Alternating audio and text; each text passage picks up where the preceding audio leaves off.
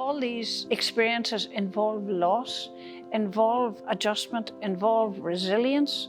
So what we want people to do in the first instance is to see that migration is a very complex, rich, sometimes difficult story, that the stories of the women have so much to teach us about endurance, and they also are wonderful windows into our world in terms of how people see us.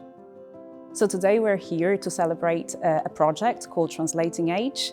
The project is formally organized by Queen's University Open Learning Program.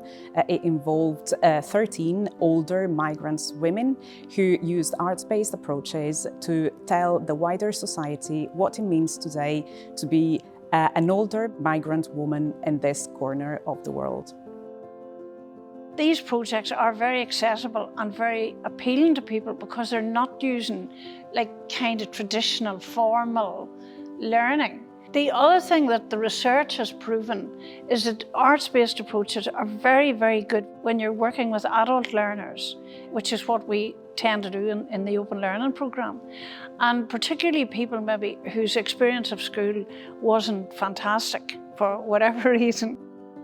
It's another way to approach the whole idea of education. The opportunities were endless because the stories are so varied. The challenge was condensing down someone's entire life story and wisdom into something small.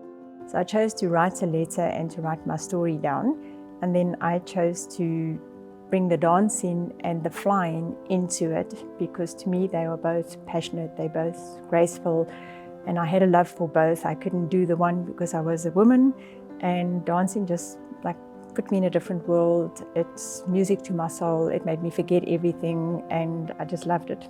So that's how I put my creative story together.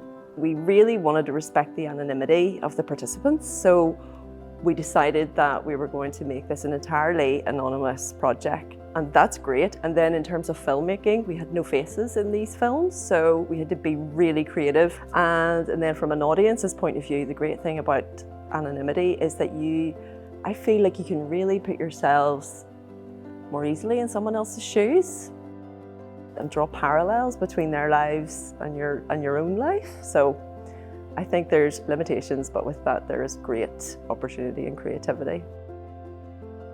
For me, having a part of the university who's really open not just to our own students, but to anybody in our society who actually wants to learn something new, to keep their brain active, and also to find, I would say, meaningful opportunities to socialize, to know, to meet other people, to focus maybe on a group of women who can very easily become invisible in our society. I liked my project so much.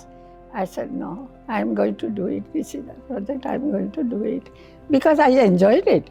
I felt good. At the same time that I was able to do something. It really does boost your self-confidence. It did with me. It made me go away more positive, not only in myself, but even knowing that I could go out there and I could do the jobs that I wanted to do, which I have. I've actually managed to find work, and actually through doing this project, because it really, really gave me self-confidence. It taught me to be positive about myself. It made me laugh again, and I really think that everyone can do that. The first step is frightening, it is, because you think, oh, I don't know if I can do this, or maybe I'm not on the same level as everyone else, maybe my English isn't good enough.